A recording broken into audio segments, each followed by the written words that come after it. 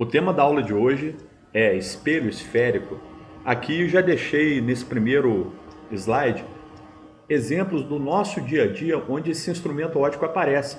Espelho de ótica ou de maquiagem, espelho de dentista, aqui espelho de estacionamento, de porta de edifício, de portaria, e aqui uma imagem que você pode enxergar se observando em uma colher. Nesse caso, na parte interna da colher. Mas se você pegar uma colher lisa, de aço inoxidável, e virar a colher e se olhar na parte externa da colher, você vai ver que sua imagem fica diferente. Bom, um espelho esférico ele pode ser definido como uma calota esférica que reflete a luz.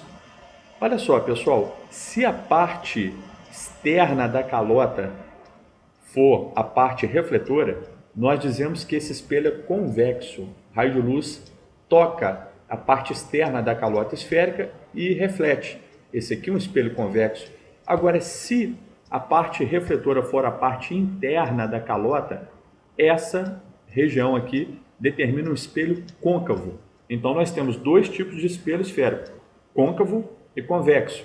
E os dois são obtidos na indústria da seguinte maneira. Você tem uma superfície esférica que é cortada por um plano determinando essa calota esférica. Essa calota esférica pode ter a parte interna refletora, fazendo o espelho côncavo, ou a parte externa refletora, formando um espelho convexo. Elementos do espelho esférico. Centro de curvatura. Coincide com o centro da calota. Lembre-se, o espelho esférico ele é determinado por uma superfície esférica refletora. Nós representamos aqui a superfície como essa calota. Olha só esse desenho aqui. E o centro de curvatura coincide com o centro da calota que determina esse espelho. Raio, usamos a letra R, né, para representar. Raio da superfície esférica a qual pertence a calota. Por exemplo, essa distância aqui é o raio desse espelho esférico côncavo. Vértice, ponto que corresponde ao polo da calota, ou seja, é o ponto onde o eixo principal do espelho intercepta a calota AB nesse esquema que nós desenhamos aqui. Eixo principal, reta que passa pelo centro do espelho e pelo vértice do espelho. Olha, eu gostaria que vocês gravassem bem esses elementos, ó, centro, vértice, tá? Isso aqui é muito importante. Eixo secundário seria uma outra reta que passa pelo centro de curvatura. Por exemplo, esse aqui seria um eixo secundário. Ângulo de abertura alfa, é a medida do ângulo ACB, sendo AB pontos diametralmente opostos na base da calota.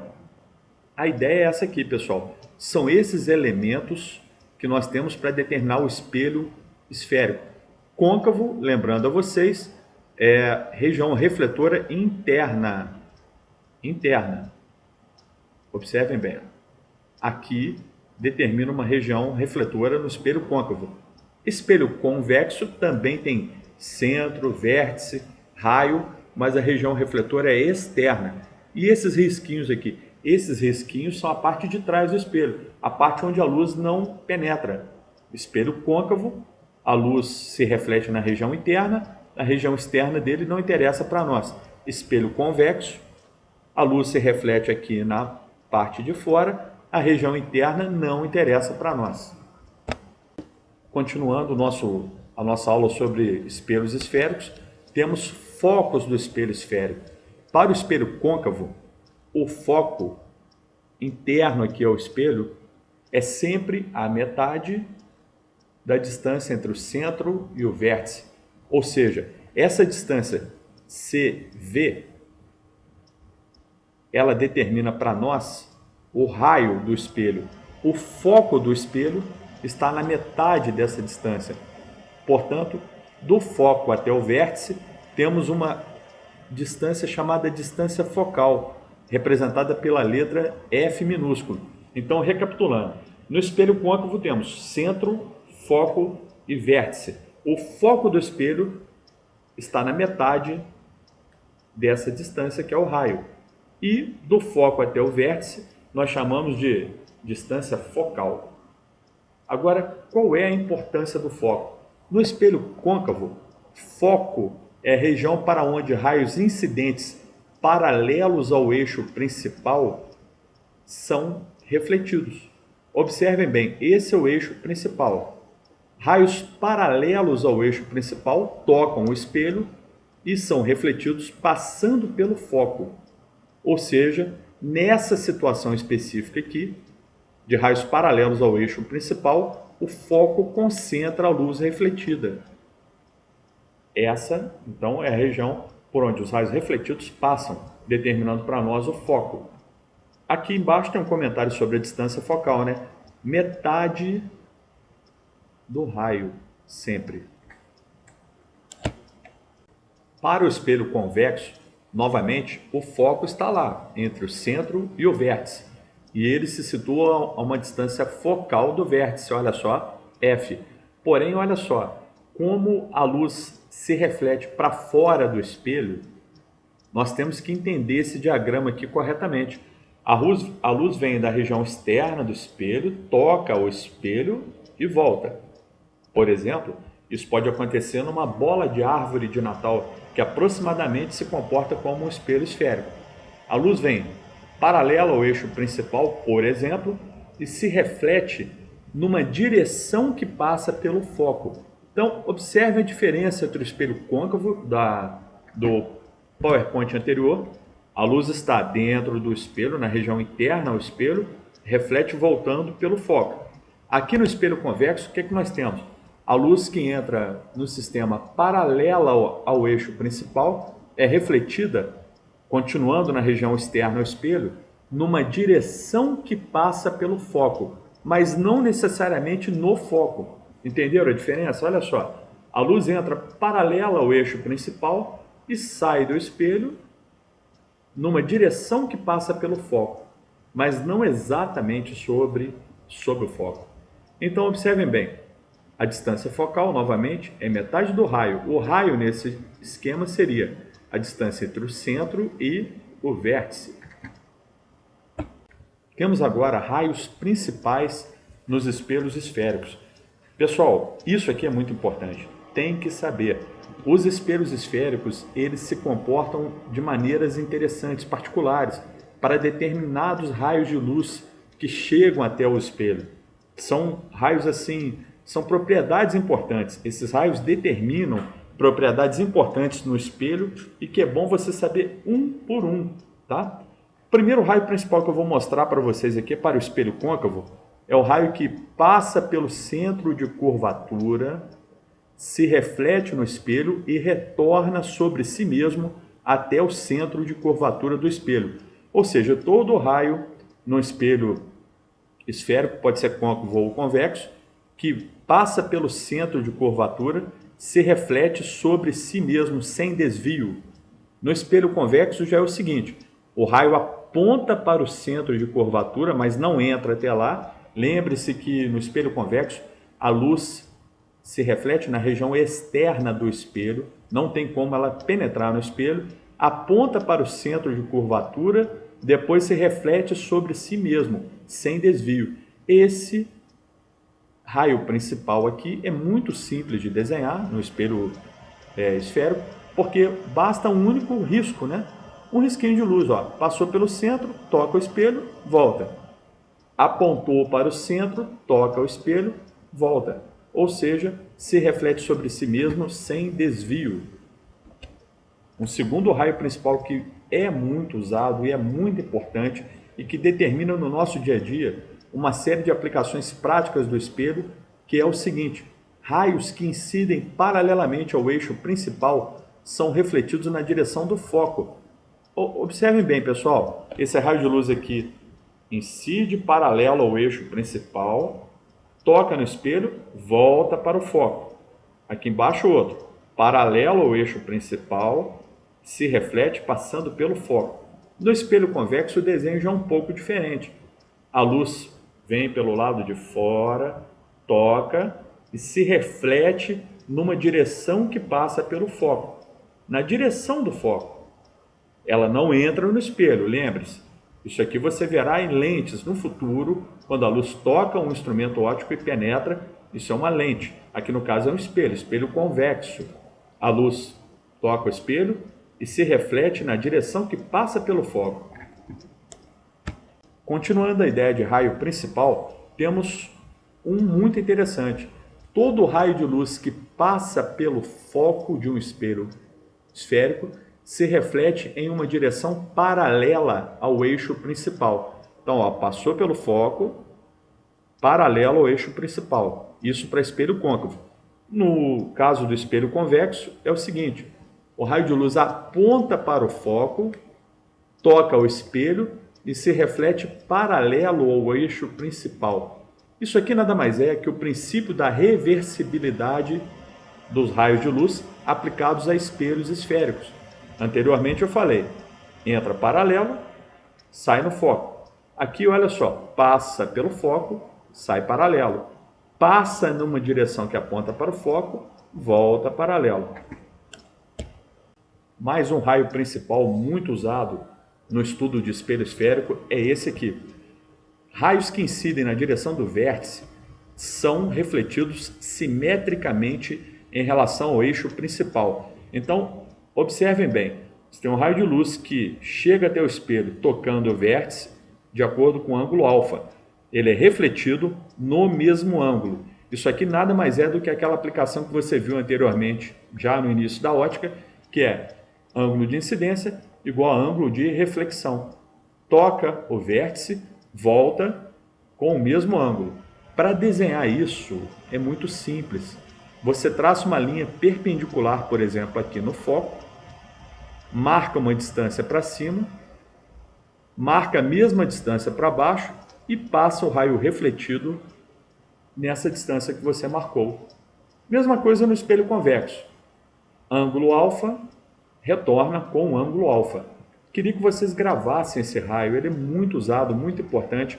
A maioria dos livros utiliza esse raio de luz particular, né, para determinar a imagem de objetos.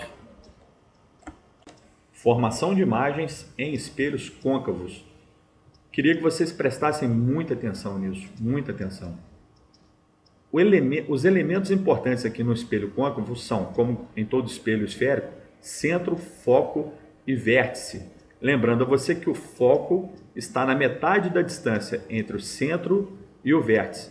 Esse objeto extenso aqui para nós é um objeto AB, determinado por uma seta. Para que a seta? Para mostrar a orientação do objeto. A orientação do objeto aqui, nesse caso, é vertical para cima. Pessoal, a ideia é a seguinte: a imagem do ponto B estará sobre o eixo principal, mas a imagem do ponto A estará em algum local dessa região aqui do espelho. Esse local ele é determinado pela interseção de dois raios principais. Lembre-se, a interseção de duas retas define um ponto. Então, dois raios de luz que passam por A e são refletidos pelo espelho determinam a imagem do ponto A. E aqui fica uma dica: é muito comum nos livros usar a imagem com o símbolo linha. Então, a linha é a imagem de A. Vamos usar um raio principal, que é aquele muito famoso. A luz incidente é paralela ao eixo principal, toca o espelho e se reflete sobre o foco. Então, eu posso dizer para você que a imagem do ponto A está definida em alguma região desse raio refletido. Para poder saber exatamente em qual região estará a imagem do ponto A, temos que usar mais um raio principal no espelho côncavo. Esse raio principal aqui, olha, muito interessante, passa pelo foco, toca o espelho e reflete-se paralelo ao eixo principal. Então, vou recordar aqui a vocês. Um raio de luz paralelo ao eixo principal volta pelo vértice. Outro que passa volta pelo foco. Outro que passa pelo foco volta paralelo ao eixo principal. A interseção desses dois raios refletidos determina a imagem, a linha do ponto A. Então, observem bem, o objeto terá a sua imagem invertida. Por que invertida? Porque olha só, aqui em cima, interseção de raios que entram no espelho é o ponto objeto. Aqui, a interseção de raios que saem do espelho, ou seja, de raios refletidos, é o ponto imagem. Aqui embaixo, B', imagem de B, e aqui a linha, imagem de A. Fazendo esse desenho, esse diagrama, você percebe que a imagem será menor e invertida. Agora, nós também temos que classificar a imagem como real. Por quê? Real significa interseção efetiva de raios de luz. E a imagem real pode ser refletida e pode ser projetada sobre o anteparo. Então, observe esse diagrama aqui. Aqui nós temos um projetor com o desenho de uma seta simbolizando o objeto.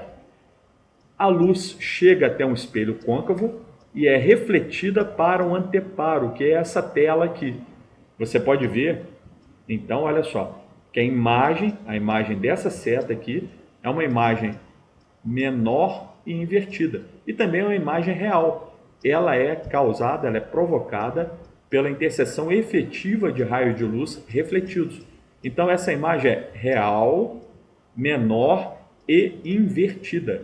Esse espelho côncavo produz, então, para uma determinada posição do objeto, aqui no caso, é o objeto além do centro de curvatura, uma imagem que é real, menor e invertida. A partir de agora, a nossa ideia é pegar esse objeto AB e ir aproximando do espelho e verificando o que acontece com a sua imagem. Eu já vou dar um spoiler aqui, essa imagem vai se modificar, vai mudar a posição, o tamanho, a orientação, etc.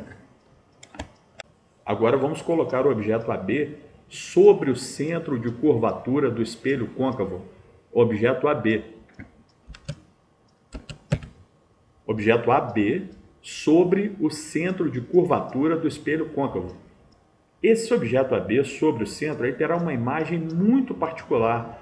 Por quê? Porque se você fizer esse diagrama no caderno com cuidado, medindo as distâncias com régua, tudo certinho, a imagem desse objeto estará embaixo dele, porém invertida, do mesmo tamanho e invertida. Como determinar essa imagem? Olha só, pessoal, o ponto B, que é a base dessa seta, você não precisa se preocupar com ele. A imagem do ponto B estará sobre algum local do eixo principal do espelho. O que você tem que se preocupar e concentrar a atenção é a imagem do ponto A.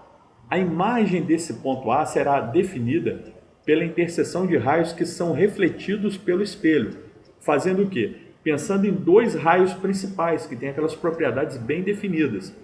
Então, vou passar pelo ponto A, um raio paralelo ao eixo principal, que se reflete no espelho passando pelo foco. Daí eu posso afirmar que a imagem do ponto A está em alguma região desse raio refletido aqui. E como determinar essa região? Passando pelo ponto A, outro raio com características definidas, que nós chamamos de raios principais. Um raio que passa pelo foco e se reflete paralelo ao espelho. Então, de novo, primeiro raio, passou o paralelo, voltou pelo foco.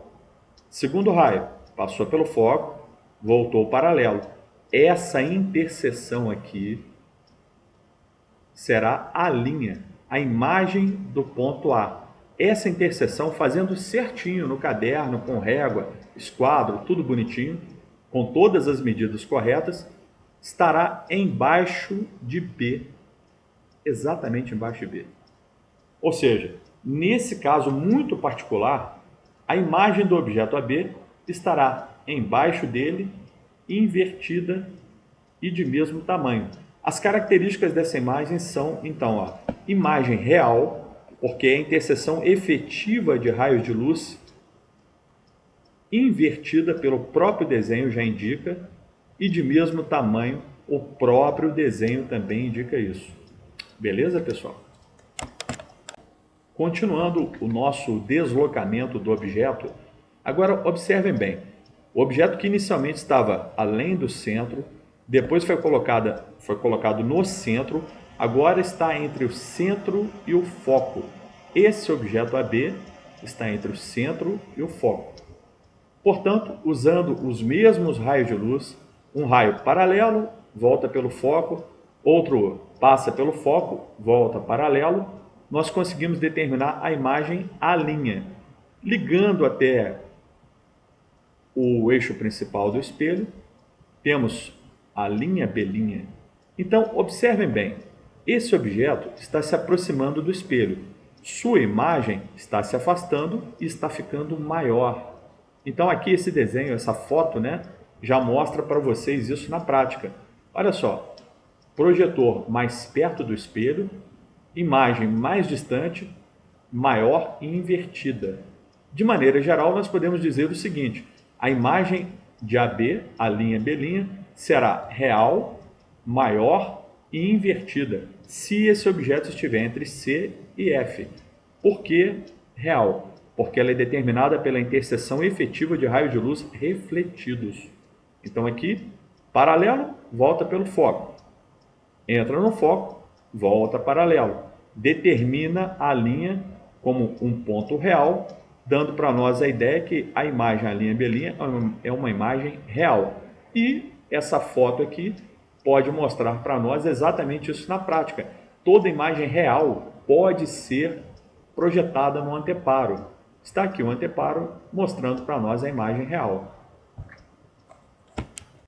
Continuando a nossa ideia de chegar ao objeto mais próximo do espelho, agora temos o objeto sobre o foco, ou seja, na metade da distância entre o centro e o vértice. Vamos tentar traçar a imagem desse objeto. Raio paralelo, volta pelo foco. O segundo raio que eu utilizei anteriormente, aquele que passa pelo foco, nesse caso aqui não é possível utilizar, o foco está tampado pelo objeto.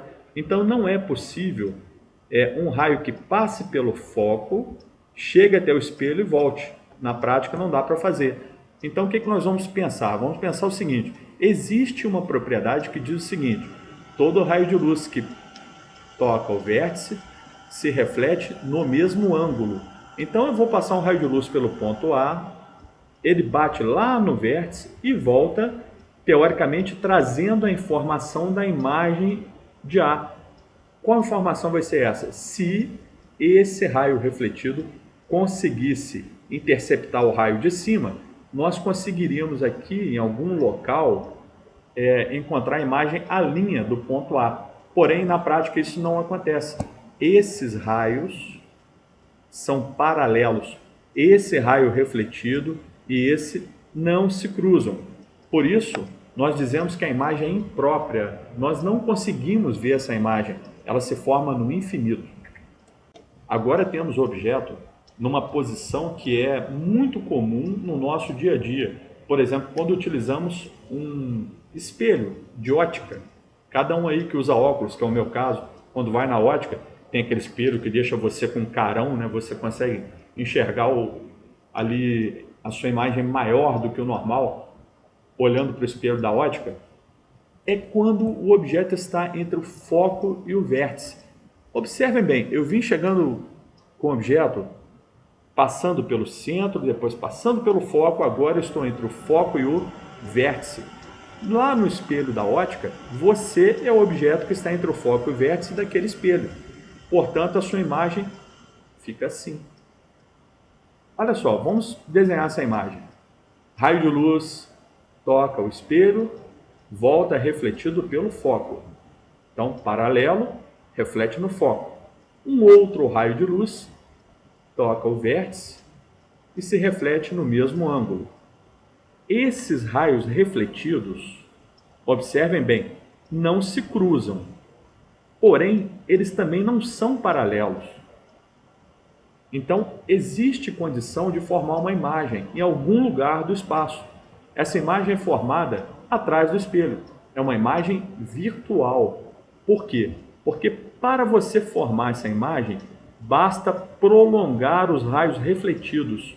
Tocou no espelho, voltou pelo foco. Prolongue esse raio refletido. Tocou o vértice, voltou simetricamente em relação ao vértice. Prolonga o raio refletido. E aí você encontra a linha aqui em cima. Desenhando o objeto a linha B', você percebe que ele é maior do que a B.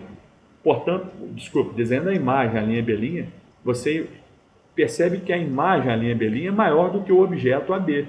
Portanto, nós podemos dizer o seguinte: para essa condição aqui muito particular, entre o foco e o vértice, o espelho côncavo produz imagens maiores do que o objeto, direitas, observem bem a orientação dela, o objeto está para cima, a imagem também para cima, e virtuais. Por que virtual? Porque ela é produzida a partir do cruzamento de raios refletidos, porém de prolongamentos de raios refletidos. Toda imagem é sempre gerada a partir do cruzamento de algo relacionado a raio refletido. Quando são raios refletidos efetivamente, como nesse caso, olha só, tem o cruzamento efetivo dos raios refletidos, nós dizemos que essa imagem é real. Quando são cruzamentos de prolongamentos de raios, dizemos que essa imagem é virtual. Então, o espelho côncavo, para essa posição de objeto entre o foco e o vértice, produz imagem virtual, maior e direita.